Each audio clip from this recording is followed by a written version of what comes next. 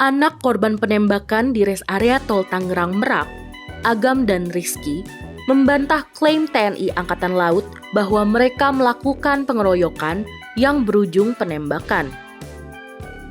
Hal ini disampaikan mereka saat ditemui di Markas Koarmada RI Jakarta Pusat pada hari Senin 6 Januari 2025.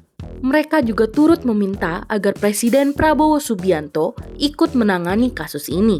Sambil terisak, keduanya menceritakan pengalaman pilu mereka harus melihat ayahnya ditembak dan tewas di depan mata. Mohon kepada Bapak Presiden Prabowo untuk menangani kasus saya karena ayah saya telah menjadi korban penembakan yang sangat sadis dan sangat keji yang dilakukan oleh oknum anggota TNI AL ini. Depan mata anak-anak sendiri. Saya yang memvideokan, saya yang melihat ayah saya terkubur, keluar darah dari dada saya. Sampai ada saya buka baju untuk menutup darah ayah saya. Saya buka baju untuk menutup darah ayah saya. Sangat keji kejadian seperti itu. Bayangkan ya, anak melihat kematian orang tua Secara pada saat tragis. sakaratul maut itu sangat tidak dibayangkan sekali ya.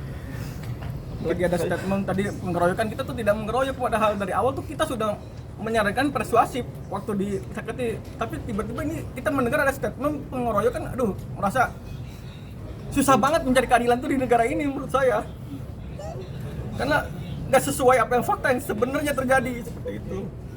Kita tuh tidak mengeroyok. Waktu bapak saya memeluk di di rest area, waktu itulah dia yang menodongkan pistol di Saketi. Makanya ada di video itu kan terdengar, mana pistol kamu jatuhkan. Bapak saya sebenarnya menyelamatkan untuk menghindari pistol tersebut. Ternyata dari jauh udah dapat pengawalan, ditembaklah ya saya dari situ. Dan Pak Ramli, kebetulan saudara juga tertembak di bagian perut. Sekarang lagi di RSCM. Minta doanya. Pada hari yang sama, Panglima Komando Armada atau Pangko Armada RI Laksamana Madya Denny Hendrata menggelar konferensi pers terkait insiden ini di Markas Koarmada RI Jakarta Pusat. Ia mengatakan pada awalnya menerima laporan 3 anggotanya dikeroyok di res area KM45 Tol Merak Tangerang Selasa 2 Januari 2025 dini hari. Ketiga anggota TNI AL itu berinisial AA, RH, dan KLKBA. Denny menjelaskan, insiden itu berawal dari pembelian mobil. Kemudian, salah satu anggotanya mengakui melakukan penembakan hingga merenggut nyawa dan mengakibatkan luka-luka. Adapun, ketiga prajurit itu sedang dalam proses penyidikan. Setelahnya, akan dituangkan ke dalam berita acara pemeriksaan atau BAP. Polda Banten.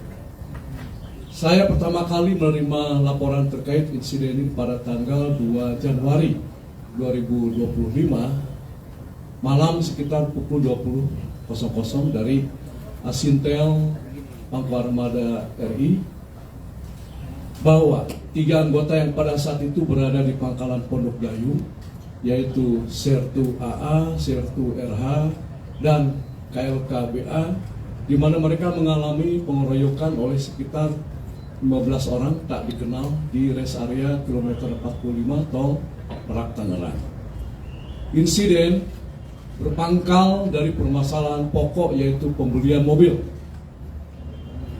Dalam insiden tersebut diakui bahwa salah satu anggota melakukan tindakan penembakan.